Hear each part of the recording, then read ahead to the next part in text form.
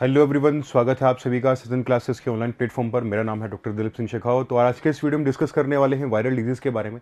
Viral disease के बारे में हम पहला एक वीडियो बना चुके हैं जिसमें मैं आपके बारे में एक एड्स के ऊपर एक वीडियो लेकर आया था कि किस तरीके से एड्स फैलता है, ट्रांसमिशन क्या है, ट्रीटमेंट क्या है, वैक्सीन है कि नहीं है, ठीक है, इन्वेस्टिगेशन या उसके जो टेस्ट हैं, डायग्नोसिस उसका किस तरीके से किया जाता है, ठीक है, एलिजा वगैरह, पीसीआर वगैरह, ये सारी चीज़ मैं आपसे डिस्कस कर चुका हूँ। तो आज के इस वीडियो को थोड़ा सा आगे बढ़ाते हैं, वायरल डिजीज़ को थोड़ा सा आगे बढ़ाते हैं और नेक्स्ट वायरल डिजीज़ की तरफ आगे बढ़ते हैं। सबसे कॉमन, मोस्ट कॉमन, जैसे आपने नाम सुना होगा, यार मुझे वायरल हो गया, मुझे फ्लू हो गया, ठीक है, बोलते हैं ना कि नॉर्मल कि आपको फ्लू हो गया, वायरल हो गया। तो वायरल और फ्लू, उसकी बात हम कर रहे हैं यहाँ पे। तो सबसे जो पहली बीमारी हम यहाँ पर देखने वाले हैं वो है इन्फ्लुएंजा, जिसको आप क्या नाम दे देते हैं बेटा? जिसको आप नाम दे देते हैं फ्लू। ये फ्लू, या फिर आप इसको वायरल नाम दे देते हैं। क्या नाम दे देते हैं बेटा? वायरल नाम दे देते हैं। सबसे पहली बात, जो वायरल या फ्लू या इन्फ्लुएंजा है, देखो यहां पर इन्फ्लुएंजा, तो आप कह सकते हैं ये फ्लू नाम से भी आप इसको जानते हो। इन्फ्लुएंजा और flu is a respiratory illness that result from A viral infection. आप कह सकते हैं कि जो इन्फ्लुएंजा है या फ्लू है, एक श्वसन बीमारी है जो कि एक वायरल संक्रमण से उत्पन्न होती है। क्लियर? अब सबसे पहली चीज यहां पर इसके अगर पैथोजन के बारे में अगर हम बात करें, इसका पैथोजन क्या होता है, तो सीधा सा नाम है, आज तक वैसे पैथोजन कभी पूछा नहीं गया। इन्फ्लुएंजा वायरस जो है इसका पैथोजन है। अदर नेम आप लिख सकते हैं सर, इसको कॉमन कोल्ड या फ्लू भी कह देते हैं। कॉमन कोल्ड वैसे ये नहीं होता, राइनो वायरस से होता है, लेकिन कॉमन कोल्ड जैसे ही इसके सिम्टम्स होते हैं, जैसे आप ये मान लीजिए कि कॉमन कोल्ड मतलब जुकाम और जो फ्लू वायरल के सिम्टम्स 99% जो है वो मैच खाते हैं। सिर्फ कुछ परसेंट इनमें कुछ अलग होता है। मतलब जैसे मान लीजिए कि मैं कहूं कि मुझे अगर वायरल हुआ है तो वायरल ठीक होने में लगभग मुझे 10 दिन लग जाएंगे, लेकिन अगर मुझे जुकाम हुआ है, कॉमन कोल्ड हुआ है, तो कॉमन कोल्ड सेम सिम्टम्स आएंगे, वही बेचैनी होना, वही नाकों का बहना, नेजल कंजेशन होना, चेस्ट कंजेशन होना, खांसी होना, बुखार होना, ठीक है, शरीर में टूटन, बेचैनी, रेस्टलेस कंडीशन आ जाती है। ये कंडीशन होने लगेगी, ठीक है, बॉडी पेन होगा, ठीक है, ये कंडीशन होने लगेगी। बस इतनी सी बात है कि जुकाम जो है वो 4 से 5 दिन में ठीक हो जाती है, और जो वायरल है, वायरल ठीक या इन्फ्लुएंजा है जो है, ये ठीक होने में लगभग आपको 10 दिन का टाइम लगता है। बस थोड़ा सा टाइम ड्यूरेशन, क्योंकि इसके लिए जो एंटीबॉडीज है आपकी बॉडी में थोड़ी लेट बनती है। क्लियर है? तो बस ये कंडीशन आपको पता होनी चाहिए। इन्फ्लुएंजा का कुछ डायग्राम मैंने आपको यहाँ पर दिखाया जो कि आपके किसी काम का नहीं है।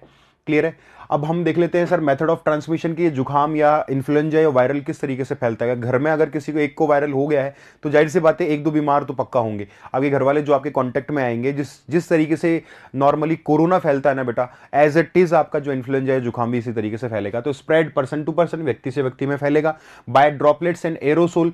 एरोसोल का मतलब क्या होता है बेटा कि अगर मैं खांसूंगा, मैं छींकूंगा तो मेरे ड्रॉपलेट्स एनवायरमेंट में आ जाएंगे, और ये ड्रॉपलेट इन्फेक्शन होता है जो एनवायरमेंट में जो भी इसके कांटेक्ट में आएगा वो क्या हो जाएगा बेटा? बीमार हो जाएगा। ठीक है? Bye sharing same breathing space, समान श्वास स्थल के साझे से, कि अगर मैं आपसे कहूं कि नॉर्मली एक ही कमरे में बैठे हुए हैं और सेम ब्रीदिंग स्पेस शेयर करने का मतलब होता है एक ही कमरे के अंदर मैं खांसता हूं, छींकता हूं, अगर मास्क नहीं लगा के रखा है, एक ही कार में ट्रेवल कर रहे हो, एक ही कमरे में हो, उसका वेंटिलेशन जीरो है, तो सामने वाला जो है वो बेटा क्या हो जाएगा? इन्फेक्ट हो जाएगा। नेक्स्ट हम बात कर लेते हैं सर सिम्टम्स क्या आएंगे। नॉर्मल सी बात है यार, इंक्यूबेशन पीरियड क्या होता है बेटा? 1 से 4 दिन। जब ये वायरस आपकी बॉडी में गया, जाने से लेकर जब आपके अंदर सिम्टम्स आएंगे तब तक का जो टाइम पीरियड होता है दैट इज इंक्यूबेशन पीरियड। ठीक है? तो symptoms of influenza is runny nose, fever, headache, nasal congestion, coughing है और वीकनेस है। मतलब आपकी नाक वाक बहने लगेगी, नॉर्मल सी बात है, फीवर हो ही रहा है, हेडेक, शरीर में दर्द हो रहा है, पूरी बॉडी में पेन हो रहा है, कमजोरी है, खांसी है, नेजल कंजेशन, नाक बंद हो जाते हैं, ये जो अंदर की झिल्ली है मेम्ब्रेन, इसमें स्वेलिंग हो जाती है जिससे आपके नाक बंद हो जाते हैं। फिर आप स्प्रे यूज करते हैं, ऑट्रिविन वगैरह यूज करते हैं, या आप नॉर्मली स्टीम वगैरह लेते हैं, ऐसी कंडीशन आपको देखने को मिलती है। ठीक है बेटा? सिम्टम्स कोई बहुत ज्यादा इंपॉर्टेंट नहीं है। जहां पर जो चीज इंपॉर्टेंट होंगी मैं स्टार मार्क करता रहूंगा।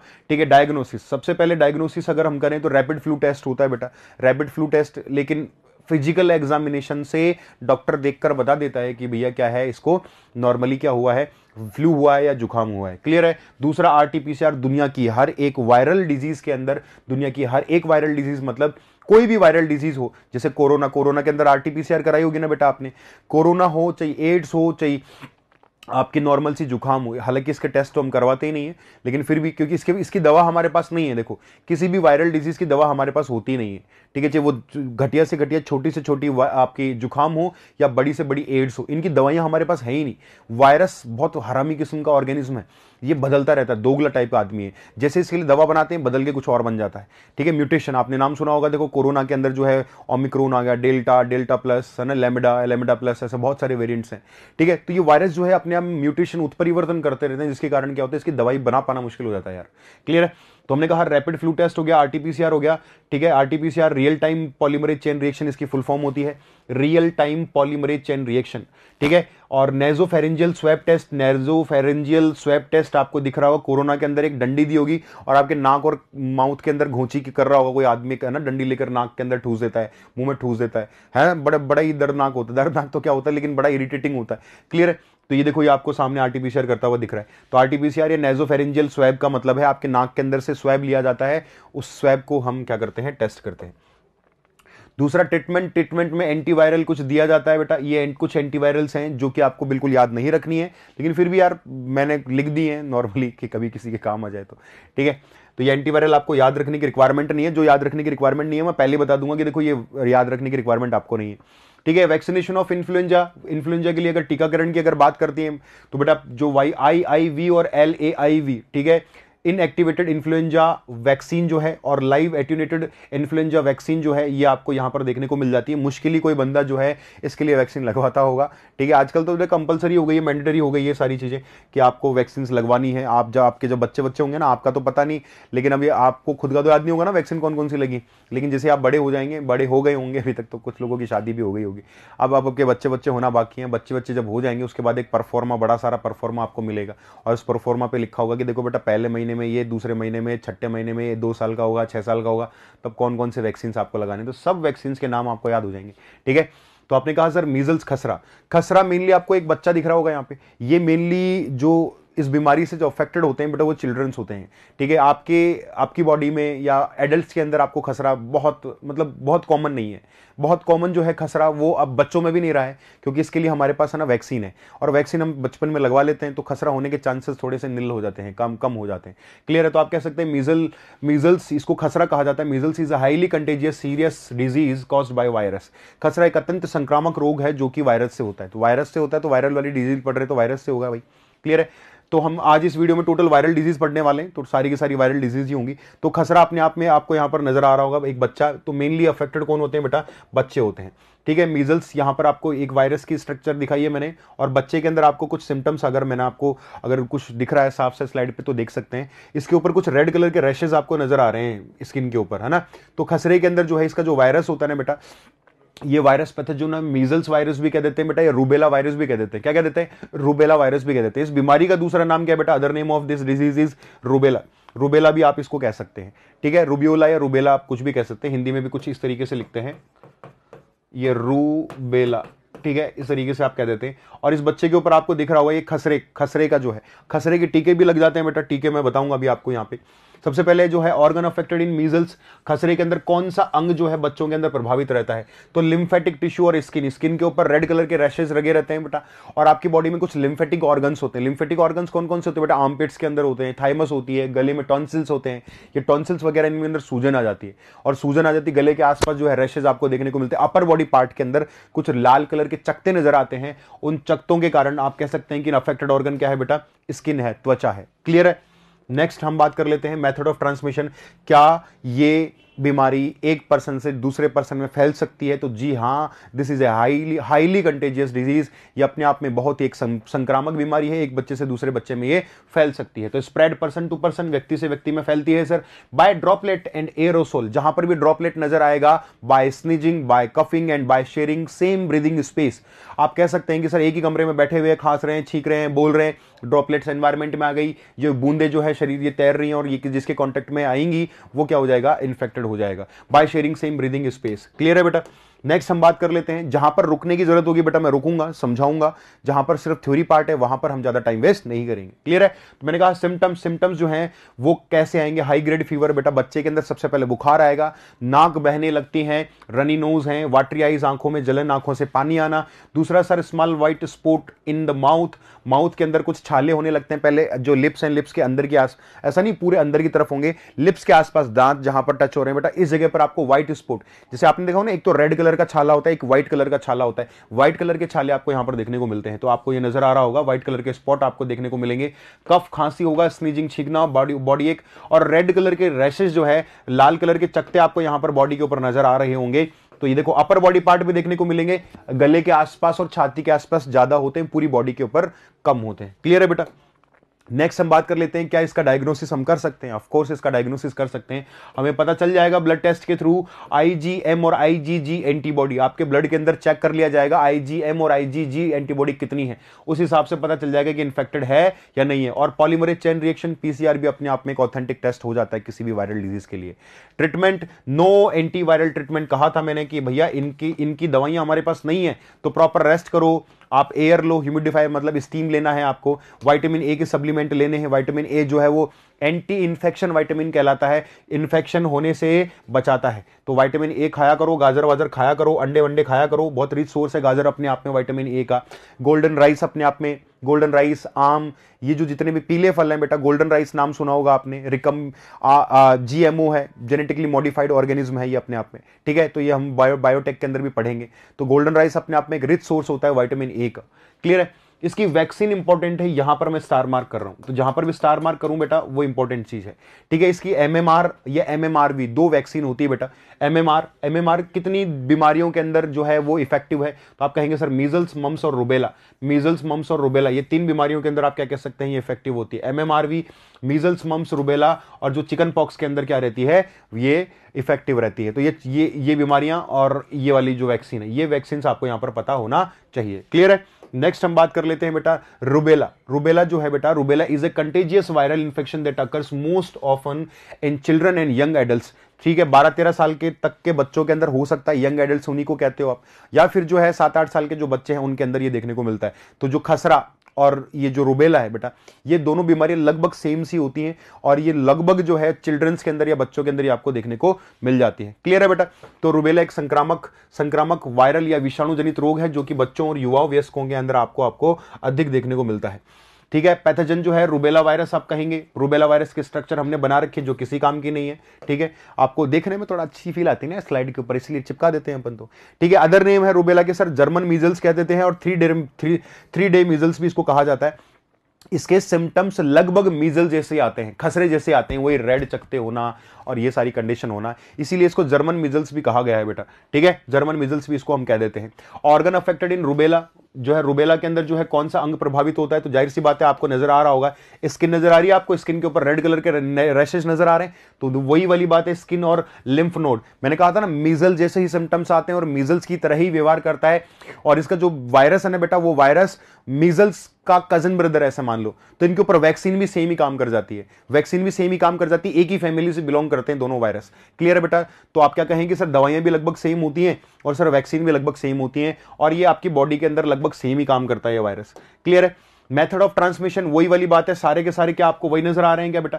स्प्रेड पर्सन टू पर्सन, व्यक्ति से व्यक्ति में फैलेगा। ड्रॉपलेट्स एरोसोल, ठीक है, एरोसोल का मतलब है वही खांसने से, छींकने से, bye sharing same breathing space, समान श्वास स्थल के साझे द्वारा भी आप इन्फेक्ट हो सकते हैं। ठीक है, नेक्स्ट हम बात कर लेते हैं बेटा। नेक्स्ट जो सिम्टम्स है, इसके सिम्टम्स रनी नोज है, फीवर है, हेडेक है, बॉडी इचिंग है, शरीर पर रैशेज में खुजली चलेगी। नेजल कंजेशन है बेटा, जो नाक वाक है वो कंजेशन मतलब बंद हो जाती है। पिंक और रेड कलर के रैशेज आपको देखने को मिलते हैं। वीकनेस, कमजोरी है। और जो बेटा सूजी हुई लसी का ग्रंथि मतलब जो टॉन्सिल्स वगैरह है ना, ये सूज जाते हैं बेटा। ठीक है, इनको क्या कहा जाता है, लिम्फेटिक नोड्स, लिम्फेटिक ग्लैंड्स भी कह देते हैं आप। ठीक है, तो इनके अंदर आपको यहां पर सूजन देखने को मिल जाती है, तो इस जगह पर जो है वो आपको सूजन देखने को मिल जाएगी। नेक्स्ट डायग्नोस्टिक वही सेम एज मीजल्स, बिल्कुल वही। देखो ब्लड टेस्ट है, आईजीएम आईजीजी एंटीबॉडी टेस्ट है, पीसीआर है। जहां पर स्टार मार्क नहीं करा रहा, इट्स ओके, आपको हल्का फुल्का पता होना चाहिए। इनके पैथोजेंस के बारे में देखो, पैथोजेंस तो सारे के सारे आपको याद करने, नो डाउट। एक पैथोजेंस आपको याद रखना है, जहां पर आपको टेस्ट या फिर जहां पर आपको इन्वेस्टिगेशंस, जहां पर आपको सिम्टम्स याद रखने होंगे, मैं स्टार मार्क कराता चलूंगा आपको। जहां वैक्सीन याद रखनी, वैक्सीन सारी याद रखनी है आपके सिलेबस में, अलग से वैक्सीन हैं। वैक्सीन कितने टाइप की होती हैं, क्यों होती हैं, कैसे बनती हैं, सारा आपके सिलेबस में है, तो वो तो हम अलग से पढ़ेंगे। तो ये वैक्सीन भी है जो है आपको नाम याद रखने। ट्रीटमेंट तो sir no antiviral treatment available still, आज तक हमारे पास इसकी कोई दवा नहीं है। ठीक है, प्रॉपर रेस्ट आप कीजिए, वही वाली बात है, स्टीम लो, विटामिन ए के सप्लीमेंट्स लो जो कि आपको इन्फेक्शन से बचाएंगे। वैक्सीन जो है वही मैंने अभी कहा था, एमएमआर और एमएमआरवी कहा था मैंने थोड़ी देर पहले, वो सेम वैक्सीन यहां पर आपको देखने को मिल जाती है। ठीक है, उसके बाद हम बात कर लेते हैं कौन सी बीमारी, मम्स या गलसुआ। ठीक है, इस बीमारी को आप क्या कह देते हैं बेटा, कंठमाला भी कह देते हैं। क्या कह देते हैं इसको, कंठमाला भी कह देते हैं। कंठमाला, ठीक है। कंठमाला क्यों? आप मारवाड़ी में या राजस्थानी, आप लगभग सारे के सारे राजस्थान से बिलोंग करते हैं क्योंकि आरपीएससी से रिलेटेड आप एग्जाम दे रहे हैं, तो आप एक शब्द आपने जरूर सुना होगा, गल सोडे हो गए, ठीक है, नाम सुना, गल सोडे हो गए। गल सोडे का मतलब समझते हैं आप? गल सोडे का मतलब है गले के आसपास जो ये टॉन्सिल्स है ना बेटा, ये सूज जाते हैं, ठीक है। और ये जो जगह है ना बेटा, ये जो कनपट्टी के आसपास ये जो जगह भी है वो सूज जाती है। कान के आसपास दो टाइप की ग्लैंड होती है बेटा, कान के आसपास दो टाइप की ग्लैंड होती है, एक तो जबड़े के पास होती है और एक ऊपर की तरफ होती है। ये होती है पैरोटिड ग्लैंड, जो कि लार ग्रंथि के नाम से जानी जाती है। सलाइवरी ग्लैंड, आपकी बॉडी में तीन जोड़ी सलाइवरी ग्लैंड्स होती हैं, कान के पास होती हैं, जबड़े के पास होती हैं और जीभ के नीचे होती हैं। तो जो कान के पास वाली है इनको कहा जाता है कर्ण मूल ग्रंथियां। कर्ण मतलब कान, मूल मतलब उसकी जड़ें, मतलब मूल मतलब रूट्स, कान के जस्ट नीचे की तरफ, तो इसलिए कहा कर्ण मूल ग्रंथियां। अंग्रेजी में कहा जाता है पैरोटिड ग्लैंड्स। तो इस बीमारी में होता क्या है कि आपकी जो कर्ण मूल ग्रंथियां हैं, पैरोटिड ग्लैंड, ये सूज जाती हैं, और जैसे सूज जाती है तो आपका जबड़ा सूज जाता है, और जैसे जबड़ा सूज जाएगा ना बेटा, तो यहां सूजन से होगा क्या कि आपके दांत वांत हिल नहीं पाएंगे, आप ना बोल पाएंगे ना खा पाएंगे, आप मतलब बच्चा, ये बच्चे में होता है ये बीमारी, ठीक है। मेनली अफेक्टेड कौन है? चाइल्ड है, बच्चे हैं। तो देखो यहाँ पे मैं डायग्राम भी लगभग बच्चों का ही बना रखा है कि तो मम्स जो है, गर्ल्स हुआ भी आपको हो सकता है, एडल्ट फेज में भी हो सकता है, लेकिन मेनली अफेक्टेड कौन है बेटा? वो बच्चे हैं। तो यहां पर जो पैरोटिड ग्लैंड है, इसके सूजन के कारण आप क्या कह सकते हैं? सूजन के कारण ये जगह ब्लॉक हो जाती है, ना खा पाओगे, ना पी पाओगे, ना बोल पाओगे, ऐसी कंडीशन है। तो mumps is a contagious disease that is caused by a virus, ठीक है। इसको आप आपके लैंग्वेज में गल सोडे बोल देते हो, गल सुआ बोल देते हो, कंठमाला कह देते हो। क्लियर है बेटा? यहां पर आपको अगर नजर आ रहा हो तो इस जगह सूजन आपको नजर आ रही होगी। क्लियर है बेटा? ये जैसे हेल्दी चाइल्ड है और यहां पर देख लो चाइल्ड विद मम्स, तो मम्स के अंदर यहां पर क्या दिख रहा है आपको? यहां पर सूजन आपको नजर आ रही होगी। क्लियर है? नेक्स्ट हम देख लेते हैं सर, इसका पैथोजन बहुत बहुत इंपॉर्टेंट है, पैरामिक्सोवायरस। यहां पर जो है इसका पैथोजन होता है पैरामिक्सोवायरस की डायग्राम मैंने यहां पर बता रखी है। और इसका जो दूसरा नाम है बेटा मम्स का, एपिडेमिक पैरोटाइटिस, ठीक है बेटा। पैरोटाइटिस याद रखो, अगर किसी भी शब्द के पीछे आपको आइटिस शब्द देखने को मिले, आइटिस शब्द का मतलब होता है बेटा सूजन या स्वेलिंग, सूजन या स्वेलिंग, ठीक है बेटा। अगर सूजन या स्वेलिंग, मैं कहूं आइटिस कहीं भी देखने को मिले, मैंने कहा पैरोटिड ग्लैंड, पैरोटिड ग्लैंड कौन सी होती है? यहां पर पैरोटाइटिस मतलब पैरोटिड ग्लैंड में सूजन आना। क्लियर है बेटा? तो पैरोटिड ग्लैंड में सूजन आना, आइटिस लिखा हुआ है पीछे नीचे की तरफ, तो आप कहेंगे पैरोटाइटिस का मतलब है सूजन आना। क्लियर है? तो ये ऑर्गन अफेक्टेड कौन सी? देखो ये रही सलाइवरी ग्लैंड्स। अब आप अच्छे से देख पाएंगे डायग्राम के अंदर कि यहां पर जो है कान ये रहा, और कान के जस्ट पास में ये जो ग्लैंड है ना बेटा, ये ग्लैंड इस सलाइवरी, मैंने अभी तीन जोड़ी ग्लैंड बताई थी आपको, कान के पास, जबड़े के नीचे और जीभ के नीचे। ये तो है जीभ के नीचे वाली जस्ट, ठीक है, ये जबड़े वाली है, ये है जीभ के नीचे वाली जस्ट दांतों के अंदर की तरफ हमने बाहर दिखाई है आपको, और ये है कान। इस वाली जो ग्लैंड है, इस वाली ग्लैंड के अंदर आपको क्या होने लगता है बेटा? इस वाली ग्लैंड के अंदर सूजन आने लगती है, और जैसे ही ग्लैंड सूजन आएगी बेटा, आपका जबड़ा ब्लॉक हो जाएगा। जबड़ा ब्लॉक हो जाएगा मतलब हिल डुल नहीं पाएगा आपका जबड़ा, ना बोल पाएंगे ना खा पाएंगे, ठीक है। मेथड ऑफ ट्रांसमिशन में स्प्रेड पर्सन टू पर्सन, एक व्यक्ति से दूसरे व्यक्ति में फैलती है sir, by droplets and aerosol के द्वारा, मतलब by sneezing, by coughing, by talking, जब आप बोल रहे होते हैं, जब खांस रहे होते हैं, जब छींक रहे होते हैं, उस दौरान क्या होता है बेटा? ये फैलता है। Bye sharing same breathing space, समान श्वास स्थल के साथ, जैसे एक ही कमरे के अंदर अगर आप बोल रहे हो, चल रहे हो, खा रहे हो, पी रहे हो, तो उससे भी क्या हो जाएगा? ये फैल जाएगा। इंक्यूबेशन पीरियड जो है 10 से 14 दिन का होता है।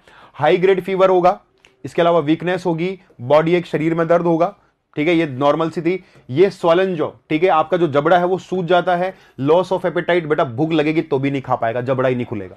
क्लियर है? दूसरी बात, पेन वाइल ईटिंग, खाते समय दर्द होता है, खाते समय दर्द, क्योंकि भाई जबड़ा सूज चुका है ना यार, ये देखो जबड़े सूज गए भाई के, छोटू के। अब जबड़े जो सूज गए हैं उसके दौरान अब जब भूख लगेगी, पहली बात तो भूख ही नहीं लगेगी, और भूख लगेगी तो भी खा नहीं पाएगा, दर्द होगा, ठीक है।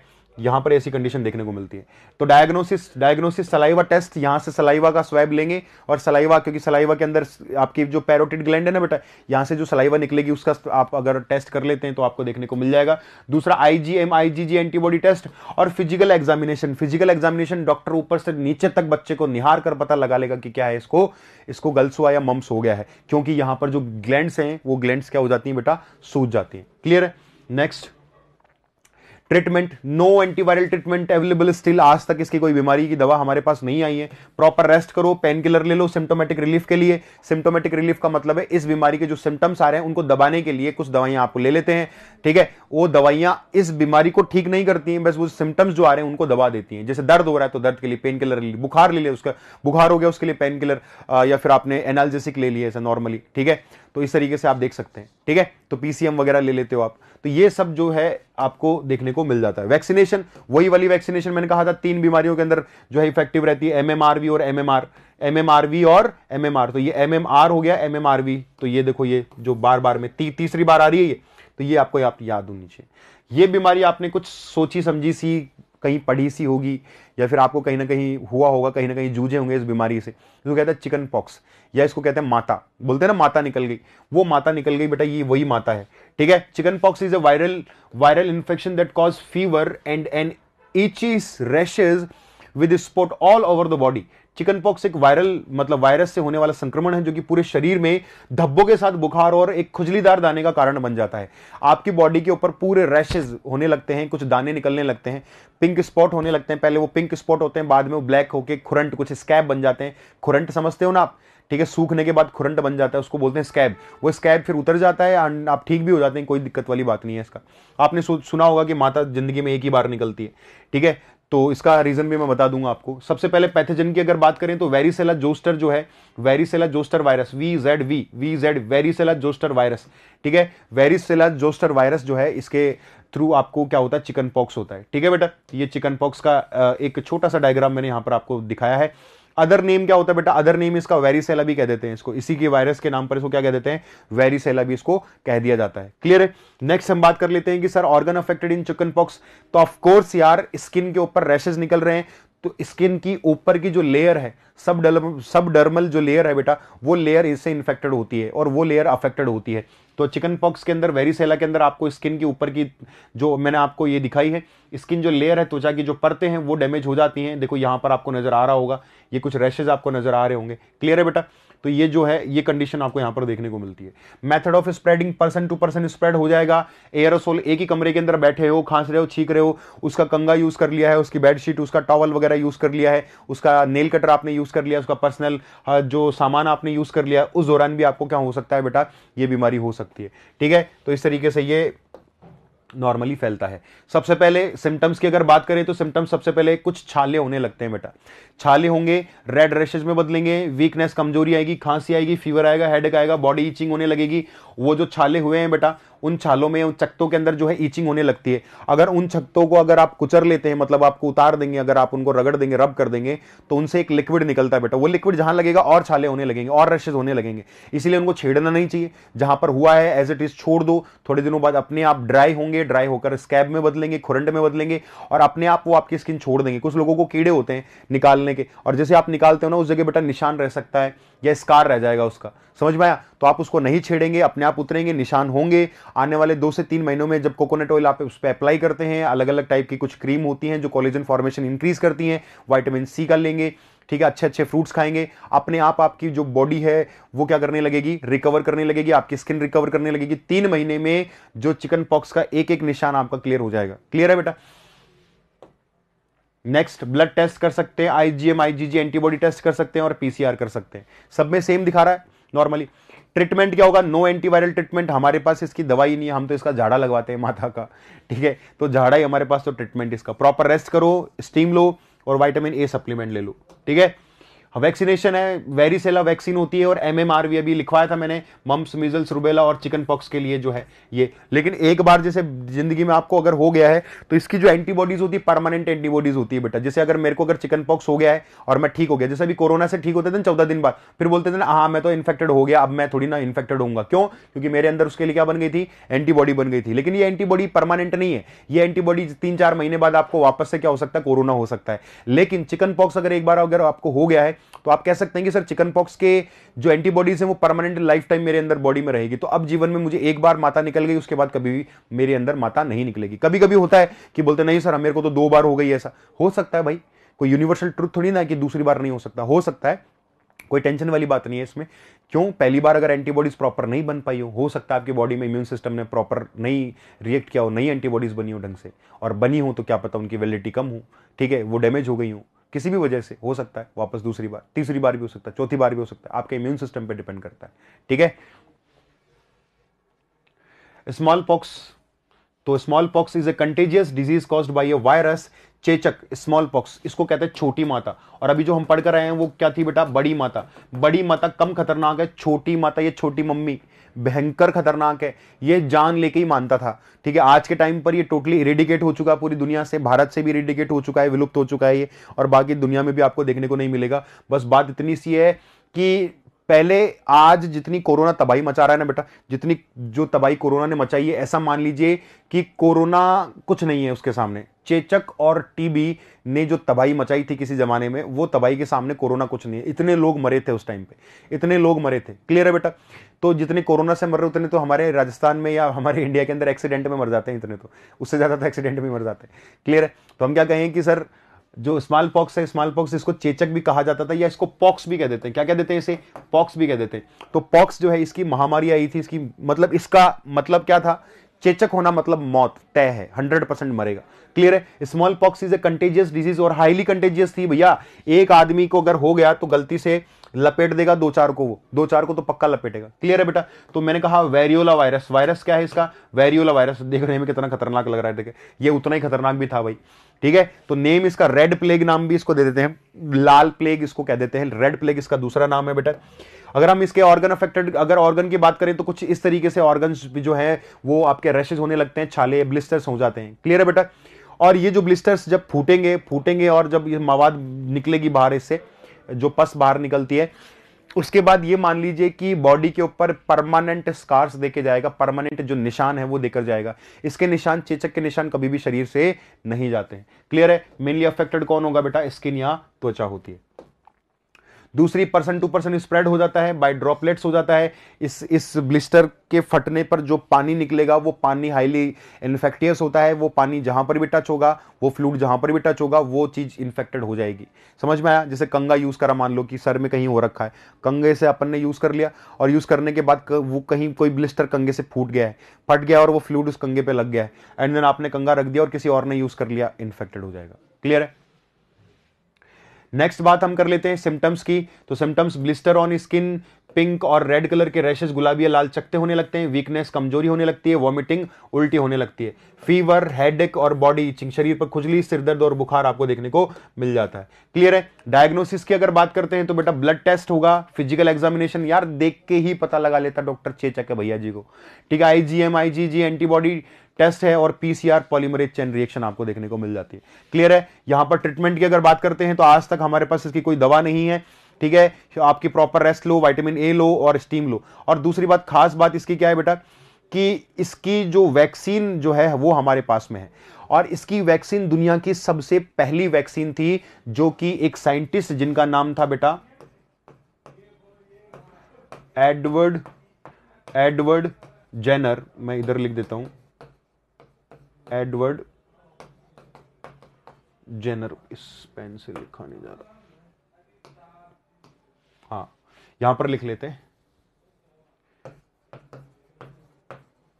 एडवर्ड जेनर नाम के साइंटिस्ट है, जिन्होंने पहली, दुनिया की सबसे पहली वैक्सीन बनाई थी, और वो दुनिया की सबसे पहली वैक्सीन इसी की बनी थी, पॉक्स की बनी थी। ठीक है बेटा, सबसे पहली वैक्सीन इसी की बनी थी, तो आप यहां पर याद रख सकते हैं।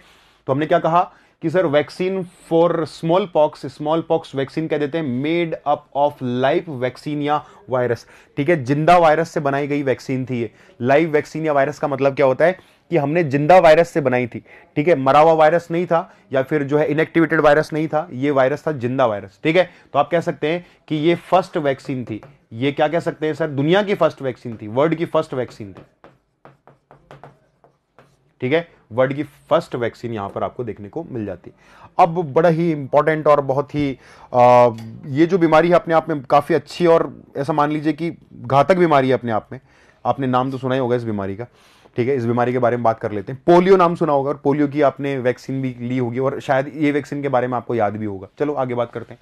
सबसे पहले बात करें हम पोलियो माइलेटिस, या polio is a highly infectious viral disease that largely affect children under 5 year of age. मतलब जो पोलियो एक बेहद संक्रामक वायरल डिजीज है, जो कि मतलब हाईली कंटेजियस है। हाईली कंटेजियस मतलब एक पर्सन से दूसरे पर्सन में फैलेगी। मैं अगर नॉर्मली पोलियो से ग्रसित हूं या पोलियो से इन्फेक्टेड हूं, तो मैं मान लीजिए कि किस तरीके से किसी और को इन्फेक्ट कर सकता हूं। अगर मैं फीकल ओरल रूट का मतलब मैं पहले भी बता चुका हूं कि अगर मैं कहीं कोई मल या फीकल मैटर पास कर देता हूं किसी वाटर बॉडी में, और वो वाटर बॉडी में बह के, बरसात से बह के चला गया, किसी भी तरीके से चला गया, अब उस पानी के कॉन्टेक्ट में अगर कोई दूसरा बच्चा आ जाएगा ना बेटा, या वहां से ये फूड के कॉन्टेक्ट में कहीं ये पानी आ गया, गले में चला गया, किसी भी तरीके से बॉडी में एंटर हो गया, वो बच्चा क्या हो जाएगा, इन्फेक्टेड हो जाएगा। क्लियर है बेटा? तो यहां पर कह सकते हैं लगभग 5 साल की उम्र तक के जो बच्चे हैं वो यहां पर क्या इन्फेक्टेड रहते हैं। वायरस की अगर बात करें तो बेटा वायरस है पिकोरना वायरस या एंटेरिक वायरस या पोलियो वायरस। ठीक है बेटा, एंटेरिक या एंटेरो शब्द आपको कहीं भी देखने को मिले बेटा, ये जो एंटेरो शब्द अगर कहीं भी देखने को मिलता है, इसका मतलब होता है बेटा इंटेस्टाइन। क्या होता है? इंटेस्टाइन। इंटेस्टाइन का मतलब होता है आंतें। क्या होता है? आंत्र। ठीक है, तो मैंने कहा एंटेरिक फीवर या एंटेरिक वायरस। एंटेरिक फीवर का मतलब आंतरीय ज्वर, आंतों में बुखार। क्लियर है? मैंने कहा एंटेरिक वायरस मतलब आंतरीय वायरस, आंतरीय विषाणु। मतलब ये चीज तो आपको पता चल गई कि ये अंदर आपकी बॉडी के अंदर कैसे जाएगा, आंतों से जाएगा। आंतें मतलब गंदा पानी पी लिया, गंदा खाना खा लिया, तो आंतों से ये वायरस क्या होता है, अंदर आपकी बॉडी के अंदर एंटर करता है। क्लियर है? तो पिकोरना वायरस हो गया, एंटेरिक वायरस हो गया या पोलियो वायरस हो गया। अदर नेम है इन्फेंटाइल पैरालाइसिस। इन्फेंटाइल पैरालाइसिस का मतलब है छोटे बच्चों को, इन्फेंट्स कहते हो आप, शिशु कहते हो, शिशुओं के अंदर जो लकवा मार गया है इस बीमारी के कारण, इसीलिए क्या कहते हैं, इन्फेंटाइल पैरालाइसिस, नवजात का लकवा इसको आप कह सकते हैं। क्लियर है बेटा? अगर ऑर्गन अफेक्टेड की बात हम करें, कौन सा ऑर्गन इसमें अफेक्टेड रहेगा, तो हम कहेंगे sir CNS, central nervous system इसमें अफेक्टेड रहता है। और इसमें भी मेनली कौन रहेगा बेटा, स्पाइनल कॉर्ड। इसमें कौन रहेगा बेटा, spinal cord. Spinal cord damage कर देता है ये वायरस, और स्पाइनल कॉर्ड डैमेज कर देने के कारण आप कह सकते हैं कि जो बच्चा है उसके अंदर क्या आ जाएगा, लकवा आ जाएगा। तो स्पाइनल कॉर्ड आपकी पूरी बॉडी को कंट्रोल करती है। आपकी बॉडी में जो सेंसेशन है, चल पा रहे हो, फिल पा रहे हो, ये सब किसके कारण है बेटा? आपने नाम सुना होगा ना, स्लिप डिस्क हो गया।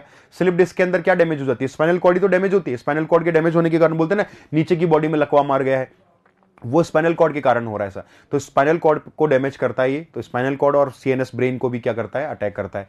तो आप क्या कह सकते हैं कि ऑर्गन अफेक्टेड कौन है, CNS। CNS में दो चीजें होती हैं, सेंट्रल नर्वस सिस्टम या आप इसको केंद्रीय तंत्रिका तंत्र कहते हैं। केंद्रीय तंत्रिका तंत्र में या सेंट्रल नर्वस सिस्टम में दो चीजें आती है, एक तो स्पाइनल कॉर्ड और एक ब्रेन। तो ये दोनों को अफेक्ट करता है बेटा, समझ में आ गया? मेथड ऑफ ट्रांसमिशन कैसे फैलेगा, तो फीकल ओरल रूट। मैंने कहा था फीकल ओरल रूट का एक बहुत ही अच्छा डायग्राम हमने यहां पर बता रखा है कि अगर ये बंदा कोई भी मल पास यहां पर कर देता है, ठीक है, अब यहां पर कोई मक्खी मच्छर वगैरह कोई भी उड़ता हुआ इस खाने के ऊपर घर में आकर बैठेगा, और ये जो घर में मान लीजिए कि किसी भी तरीके से अगर ये जो फूड वगैरह यहां पर देखो मक्खी मच्छर वगैरह आपको नजर आ रहे होंगे, ठीक है, ये जो है कंटामिनेटेड फूड हो गया, और कंटामिनेटेड फूड जो है बेटा, ये बच्चा इसको खा जाएगा। खाने के बाद ये बच्चा खुद भी क्या हो गया, इन्फेक्टेड हो गया। अब ये जो है इसकी इंटेस्टाइन से ये बॉडी के अंदर जाएगा, और इंटेस्टाइन में है तो मल या फीकल मैटर के साथ फिर भी, अब ये बच्चा भी कहीं जाकर बैठेगा, और ये बच्चा कहीं जाकर बैठेगा, तो ये मान लीजिए कि इस जगह पर ये जो इसने फीकल मैटर पास किया है, ये भी आसपास की जो वाटर बॉडी वगैरह है इसको क्या कर देगा, इन्फेक्टेड कर देगा। फिर से ये घर में किसी और के घर में चला जाएगा। इस तरीके से ये जो है आपको देखने को मिल जाता है। इंटेस्टाइनल डिस्चार्ज मतलब मल ही हो गया बेटा, इंटेस्टाइन से जो भी डिस्चार्ज हो रहा है उसके अंदर ये वायरस आपको देखने को मिलेगा। कंटामिनेटेड फूड मतलब जो दूषित भोजन है उससे भी आपको ये देखने को मिल जाएगा। ठीक है, अब हम ये कहेंगे सर इसके सिम्टम्स बेटा बहुत ही कॉमन सिम्टम्स होते हैं।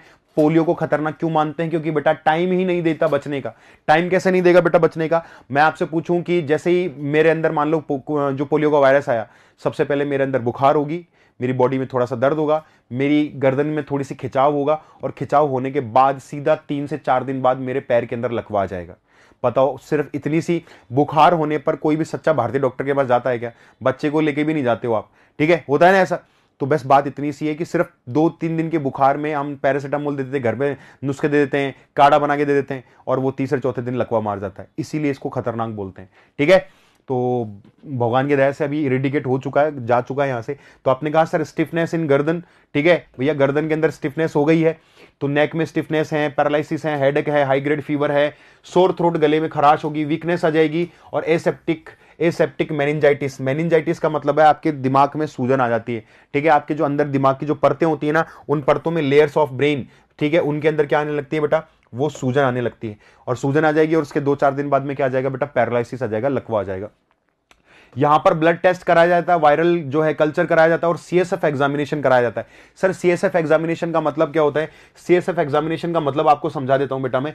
CSF एग्जामिनेशन क्या कहता है, आपका जो ब्रेन है ना बेटा, ऐसा ब्रेन ये इस तरीके से आपकी ब्रेन, ठीक है, ये ब्रेन है आपका, और ये ऊपर खोपड़ी है। यहां पर ब्रेन के अंदर क्या होता है बेटा, एक फ्लूइड जो है लिक्विड रेगुलर बेसिस पर चक्कर लगा रहा होता है। इस फ्लूइड को, और आपके स्पाइनल कॉर्ड के अंदर भी एक फ्लूइड जो है चक्कर लगा रहा होता है। फ्लूइड मतलब एक तरल, जैसे आपकी पूरी बॉडी में सर्कुलेट हो रहा है ना ब्लड, ऐसे ही जो ब्लड आपकी पूरी बॉडी में काम कर रहा है, आपकी ब्रेन के अंदर ब्लड की जगह एक फ्लूइड आपका काम कर रहा होता है। इस फ्लूइड को आप क्या कहते हैं बेटा, CSF। और इस CSF का फुल फॉर्म होता है cerebro spinal fluid, cerebro spinal fluid. ये जो फ्लूइड है ना बेटा, इस फ्लूइड को इंजेक्शन से आपके स्पाइनल कॉर्ड के अंदर, स्पाइनल कॉर्ड में क्या करेंगे, होल करेंगे, होल का मतलब है इंजेक्शन डालेंगे, और वहां से इस फ्लूइड को खींचेंगे, और अब दिमाग से तो खींच नहीं सकते ना यार, यहां पे तो इंजेक्शन थोड़ी ना लगाएंगे, तो रीढ़ की हड्डी के अंदर लगाते हैं। रीढ़ की हड्डी से इस फ्लूइड को निकालेंगे और इस फ्लूइड की जांच करेंगे कि इस फ्लूइड में ये वायरस है या नहीं, क्योंकि ये कौन से आपके फ्लूइड में मिलेगा, CSF, और CSF आपके ब्रेन में और स्पाइनल कॉर्ड दोनों में मिलता है, और ये डैमेज भी तो आपके ब्रेन और स्पाइनल कॉर्ड को ही कर रहा है। इसीलिए तो treatment, no treatment available for polio. Polio के लिए हमारे पास आज तक कोई इलाज नहीं है। डैमेज कर दिया, लंगड़ा कर दिया, अब उसका कोई ट्रीटमेंट है क्या? कोई ट्रीटमेंट नहीं है, और हो भी नहीं सकता। पूरी जिंदगी भर पोलियो का कोई ट्रीटमेंट नहीं होगा, कभी भी नहीं होगा। सर पेन किलर दे सकते हो बस जब उसके दर्द वर्द हो रहा है, तो ऐसी कंडीशन के अंदर, ठीक है। नेक्स्ट हम बात करते हैं vaccination of polio. Very very important, star mark कर लो इस पॉइंट को, ठीक है, स्टार मार्क कर लो इसको, ठीक है। सबसे पहले OPV was introduced by Salk and Sabin. Salk और सेबिन, भैया आपके शायद एग्जाम में पूछा ही गया है, ये तो शायद पूछा ही गया है कि आपका जो पोलियो की वैक्सीन है, 2 बूंद जिंदगी की, याद है क्या आपको? OPV, oral polio vaccine. ये एकमात्र ऐसी वैक्सीन थी जो कि माउथ से दी जाती थी पहले। अब तो हेजे की भी ऐसी वैक्सीन आ गई है, ठीक है, लेकिन सबसे पहली वैक्सीन है जो कि किससे दी गई थी बेटा? माउथ से, ऑरल पोलियो वैक्सीन, ठीक है बेटा, मुख से दी गई थी, 2 बूंद जिंदगी की, आपको याद होगा। First polio vaccine was introduced in the United state in 1955। 1955 में पहली बार जो है ये वैक्सीन बनी थी। किसने बनाई? साल्क और सेबिन। 2 साइंटिस्ट थे, 2 डॉक्टर थे, जिन्होंने, जो कहां से बिलोंग करते थे? यूनाइटेड स्टेट, USA से बिलोंग करते थे, जिन्होंने 1955 में पहली बार ये वैक्सीन बनाई थी। Thanks for widespread use of polio vaccine, United States has been polio free since 1979। यार देखो इनकी शिद्दत, देखो आप इनकी शिद्दत देखो। 1955 में तो इन्होंने वैक्सीन बनाई, और 1900 मतलब 79 को क्या, 1979 बोलते हैं शायद, ठीक है, 1979 के अंदर जो है इसको क्या कर दिया गया? पोलियो फ्री कर दिया गया। यार इतने से सालों के अंदर इन्होंने 20 सालों के अंदर इन्होंने क्या कर दिया? पोलियो फ्री कर दिया। समझ में आया? हमने क्या कहा? In India polio vaccination has been started from 1978। जब ये पोलियो फ्री हो गया था उससे लगभग 1 साल पहले तो हमने स्टार्ट किया था वैक्सीनेशन। हमने वैक्सीनेशन स्टार्ट किया 1978 में, ठीक है, with expanded programme of immunisation, EPI के तहत हमने जो है ये एक प्रोग्राम स्टार्ट किया, जिसमें हमने वैक्सीनेशन देना स्टार्ट किया USA की मदद से, WHO की मदद से, ठीक है। By 1999 it covered around 60% infants giving 3 dose of OPV, ठीक है। 1999 तक हमने ट्राई किया कि लगभग 60% जनता तो हम कवर कर लें, और हमने कवर भी कर लिया था। 3 डोज हम दे चुके थे लगभग 60% जनता को, मतलब बच्चों को। क्लियर है? In 1985, Universal Immunization Program UIP was launched to cover all district of India। मतलब 1985 के अंदर हमने डिस्कस किया, सरकार ने डिस्कस किया कि भैया पोलियो के ऊपर थोड़ा अपन को लगाम लगानी है, और आप ऐसा करो कि पर्टिकुलर डिस्ट्रिक्ट के अंदर जाकर, और डिस्ट्रिक्ट्स में कुछ ऐसे सेंटर, ऐसे प्रोग्राम्स चलाओ जिन प्रोग्राम्स के थ्रू आप छोटे छोटे, जैसे पंचायत को, हर डिस्ट्रिक्ट लेवल पर जो है वो आप, अब कंट्री के लेवल पे नहीं, आपको स्पेसिफिकली किसी गांव पर फोकस करना होगा स्पेसिफिकली आपको, क्योंकि गंदा पानी, गंदा भोजन, कंटामिनेटेड फूड, जो हाइजीन प्रॉपर नहीं रख पाते, गांव वाला जो एरिया है वहां पर आपको देखने को मिलेगा। तो आप ऐसे डिस्ट्रिक्ट्स को कवर करो जो कि बहुत ज्यादा अनहाइजीनिक है, जो साफ सफाई नहीं रख पा रहा है, जहां पर पानी की थोड़ी सी कमी है, जहां वाटर बॉडीज से पानी लेते हैं। आज भी कुछ ऐसे गांव हैं जो बरसात का पानी इकट्ठा कर लेते हैं और पानी यूज करते हैं, तो वो पानी एक बार अगर वो वाटर बॉडी कंटामिनेटेड हो गई तो पूरा गांव बीमार होगा ना यार, क्योंकि पूरा गांव वो पानी यूज कर रहा है, पूरा टैंक ऊपर भरा हुआ है, पूरा जो है कस्बा यूज कर रहा है। समझ पा रहे हो मेरी बात? तो हमने कुछ ऐसे प्रोग्राम बनाए भैया। उसके बाद हमने क्या कहा? इनएक्टिवेटेड पोलियो वैक्सीन IPV जो है उसकी डोजेस, सबसे पहली डोज दी जाती है 2 और 4 महीने के बीच में, तो उसकी जो दूसरी डोज है, मतलब पहली डोज ही होगी, दूसरी डोज जो है 6 से 18 महीने के बीच में, और तीसरी डोज जो 4 से 6 साल के बीच में आपको दी जाती है। ये वाली डोज आई होप आपको याद होगी, स्कूल टाइम में जो है अमिताभ बच्चन जी आते थे टीवी के ऊपर, बोलते थे हर संडे को आना है, ठीक है, इतने अगस्त को आना है, इतने इस संडे को आना है, इस रविवार को आओ और 2 बूंद जिंदगी की पी के जाओ एंड ऑल। ऐसे दूरदर्शन के ऊपर ऐसे बहुत सारे एडवर्टाइजमेंट आपने देखे होंगे। क्लियर है। Last case of polio was found in 2011 in India. 2011 में हमने एक लास्ट केस देखा था पोलियो का, और 2014 में हमको पोलियो फ्री अनाउंस कर दिया गया बाय WHO।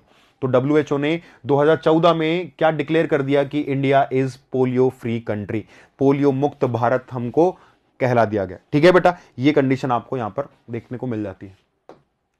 ठीक है, रेबीज लास्ट देख लेते हैं बेटा। रेबीज क्या कहता है? Rabies is a serious infection of the nervous system that is caused by a virus. भैया जी ये जबरदस्त सीरियस है, मतलब इतना सीरियस है कि रेबीज मींस 100% डेथ। और क्या कहें, अब इससे ज्यादा कुछ सीरियस कह सकते हैं? ठीक है बेटा, तो हम कहें कि रेबीज एक तंत्रिका तंत्र का, एक अपने नर्वस सिस्टम का एक रोग है जो कि बहुत गंभीर संक्रमण है।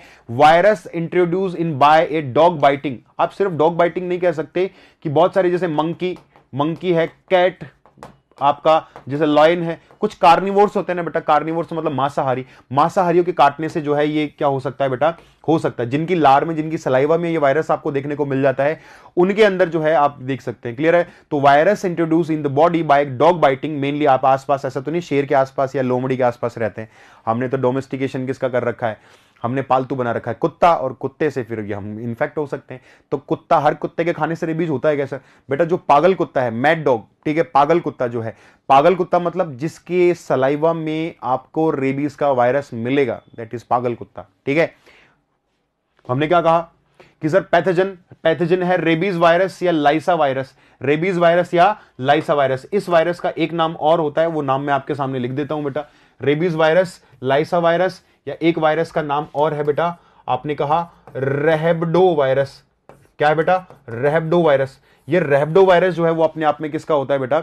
ये वायरस आपको देखने को मिल जाता है, इसका दूसरा नाम रेब्डो वायरस। तो मैंने कहा रेबीज वायरस कह दो, लाइसा वायरस कह दो, या रेब्डो वायरस जो है रेबीज का वायरस है। अदर नेम क्या होगा बेटा? अदर नेम होगा मैड डॉग डिजीज, पागल कुत्ते की बीमारी। और दूसरा बेटा, इसका दूसरा नाम है हाइड्रोफोबिया। क्या लिखा है बेटा? हाइड्रोफोबिया नाम रखा। हाइड्रोफोबिया, फोबिया का मतलब देखो, मैंने आपको जब सोप एंड डिटर्जेंट पढ़ाया था तब भी मैंने कहा था फोबिया मतलब होता है डर, फियर। फोबिया का मतलब क्या होता है? फियर या होता है डर। ठीक है, और हाइड्रो का मतलब होता है बेटा वाटर, मतलब पानी से डरना। भैया एक बूंद पानी की नहीं जाने देता बॉडी के अंदर, सिंगल बूंद, एक ढक्कन से पानी नहीं जाने देगा अंदर। क्लियर है? पानी, इसको डर लगता है पानी से, बहुत भयंकर डर लगता है, पीने नहीं देगा अपने आप को। ठीक है, तो ये कंडीशन, ये हो गया इसका अदर नेम। अब अदर नेम के बाद में हम बात कर लेते हैं इसके पैथोजन हो गया। अब अफेक्टेड ऑर्गन की बात कर लेते हैं कि कौन सा ऑर्गन अफेक्टेड रहता है बेटा? पागल हो जाता है इंसान, पागल होगा तो जाहिर सी बात है नर्वस सिस्टम को ही अटैक करेगा। तो सेंट्रल नर्वस सिस्टम को यह अटैक करता है, ये सेंट्रल नर्वस सिस्टम है, ये तो ब्रेन हो गया और ये स्पाइनल कॉर्ड हो गई। तो स्पाइनल कॉर्ड और ब्रेन को अटैक करता है ये। क्लियर है बेटा?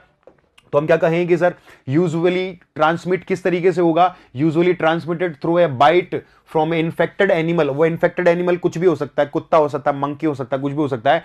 Transmission between human is extremely rare. अगर मुझे रेबीज है तो मेरे से मेरे किसी घर वाले में या मेरे किसी चाहने वाले में जो मेरे कांटेक्ट में आया, क्या रेबीज हो सकता है? नहीं sir, rabies is a non contagious disease. ये संक्रामक बीमारी नहीं है, पर्सन टू पर्सन नहीं फैल सकती।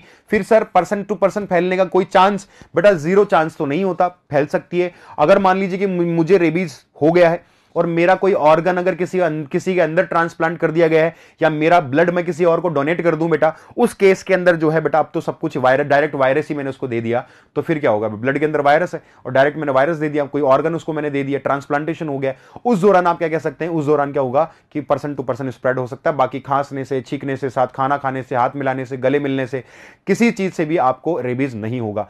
ठीक है बेटा? तो हमने कहा कि transmission between human is extremely rare, although it can happen through organ transplant. ठीक है बेटा? ऑर्गन ट्रांसप्लांट, अगर अंगों का ही प्रत्यारोपण हो गया है, ऑर्गन से अगर एक्सचेंज कर दिए हैं, तो आप क्या कर सकते हैं कि भाई रेबीज हो सकता है, वरना रेबीज आपको देखने को वैसे नहीं मिलता है। सबसे पहले इसका जो है इंक्यूबेशन पीरियड, आज कुत्ता खाया, हो सकता है 1 साल बाद भी आप पागल हो जाएं। इसका इंक्यूबेशन पीरियड 1 साल तक हो सकता है भैया, कि आज कुत्ता खाया सिम्टम्स नहीं आए, सिम्टम्स हो सकता है 1 साल बाद आए। तो जब भी कुत्ता खाए, कैसा भी कुत्ता खाए, छोटा बड़ा बूढ़ा घर वाला, आपको रेबीज का क्या लगवाना होगा, इंजेक्शन लगवाना होगा। एंटी रेबीज सीरम ARS का इंजेक्शन आपको लगवाना है। आपके 5-6 इंजेक्शन लगेंगे, वो जरूरी है, वो बहुत जरूरी है। सबसे पहले एंजाइटी, बेचैनी होने लगेगी, बुखार होने लगेगा, हाइपर सलाइवेशन, सारे सिम्टम्स कुत्ते जैसे आएंगे। जैसे कुत्ता लार टपकाता रहता है ना, जीभ बाहर निकालता रहता है, जीभ बाहर निकाल के लार टपकती रहती है, इसको कहते हैं हाइपर सलाइवेशन। कुत्ते जैसे सिम्टम्स आएंगे। कुत्ता जैसे गड्ढा खोद के कहीं अंधेरे के अंदर छुपता है, किसी गाड़ी के नीचे, किसी कोने में जाकर दीवार के पास में, ऐसे ही इस आदमी को फ्रेश एयर से, लाइट से डर लगता है, तो ये कहीं अंधेरे में जाकर छुपेगा, किसी कोने में जाकर छुपेगा। इसको कहते हैं aerophobia, fear from fresh air, मतलब हवा से, शुद्ध हवा से इसको डर लगने लगता है। फियर फ्रॉम वाटर, पानी से डर लगने लगता है, हाइड्रोफोबिया। क्लियर है बेटा? Loss of appetite, weakness, headache, hyper salivation, अत्यधिक लार आना, वॉमिटिंग, उल्टी आना, हाइड्रोफोबिया जल से डर, एरोफोबिया फ्रेश एयर से इसको डर लगने लगता है। क्लियर है बेटा? ब्लड टेस्ट कर लो, सलाइवा टेस्ट कर लो, ये वही जैसा पोलियो के अंदर हमने कहा था ना, इंजेक्शन डालेंगे, इंजेक्शन से अंदर से एक फ्लूइड निकालेंगे, क्योंकि ये किस पर अटैक करता है, ब्रेन के ऊपर और स्पाइनल कॉर्ड पर, CNS पर, सेंट्रल नर्वस सिस्टम पर। तो सेंट्रल नर्वस सिस्टम से फ्लूइड निकालेंगे, CSF, सेरेब्रोस्पाइनल फ्लूइड, वो निकालेंगे और उसको चेक करेंगे कि इसमें रेबीज है या नहीं, और बाकी PCR कर लेते हैं। ट्रीटमेंट, कोई ट्रीटमेंट नहीं है, रेबीज हो गया तो मरना पड़ेगा, बचाव ही उपचार है। लेकिन कुत्ता जैसे ही आपको काटता है, अगर आपने पेट पाल रखा है तो सबसे पहले उसको वैक्सीनेटेड कराएं। अगर पेट नहीं, स्ट्रीट डॉग अगर आपको काट रहा है तो आप कहें जैसे ही डॉग काटता है, एज सुन एज पॉसिबल आपको एक इंजेक्शन लगवाना होगा, जिसको हम क्या कहते हैं, a fast acting dose of rabies immunoglobin. ठीक है बेटा? यहां पर आपको कुछ क्या की जाती है, कुछ ARS एंटी रेबीज सीरम आपको दिया जाता है। जैसे ATS का इंजेक्शन लगवाते हैं ना, एंटी टिटनेस सीरम चोट लगने पर, वैसे ही आपको कुत्ता खाने पर ARS का इंजेक्शन लगवाना पड़ेगा। वैक्सीन इसकी है anti rabies vaccine used as pre और पोस्ट एक्सपोजर ऑफ वैक्सीन। ठीक है बेटा? तो आपको जो है कुत्ता खाने पर जो है, पहले भी जो है आपके जो पेट वगैरह है, इनको भी इंजेक्शन लगते हैं और आपको भी इंजेक्शन लग सकते हैं। क्लियर है? ये कंडीशन आपको यहां पर देखने को मिल जाती है। तो आज की जो वायरल डिजीज, जो पॉसिबल वायरल डिजीज है, हमने यहां से डिस्कस कर ली है। ये कंटेंट आप आराम से देख सकते हैं, कोई दिक्कत वाली बात नहीं है। किस किस तरीके से क्वेश्चन प्रैक्टिस होगी, बाकी जो सारी जो बीमारियां और एक दो जो बीमारी अगर छूट गई गलती से, वो बीमारी अपन क्वेश्चन प्रैक्टिस में कर लेंगे। मैं वापस बार बार कह रहा हूं, हर वीडियो में कहता हूं कि जो भी कंटेंट यहां पर कराया जा रहा है मोर देन इनफ है, आपको और एक्स्ट्रा पढ़ने की रिक्वायरमेंट नहीं है। बस इस कंटेंट के पढ़ने के बाद आपको सीधा काम ये करना है, आपको क्वेश्चन प्रैक्टिस करनी है घर पर, और यहां पर जो क्वेश्चन प्रैक्टिस करवाई जाएगी या करवाई जा रही है, ये आपको देखनी है। एक एक सवाल आपको अच्छे से देखना है। मैं गारंटी के साथ कह रहा हूं 80 से 90% सवाल डायरेक्ट नोट्स या यहां पर पढ़ाए गए में से मिल जाएंगे आपको। क्लियर है? Thank you so much.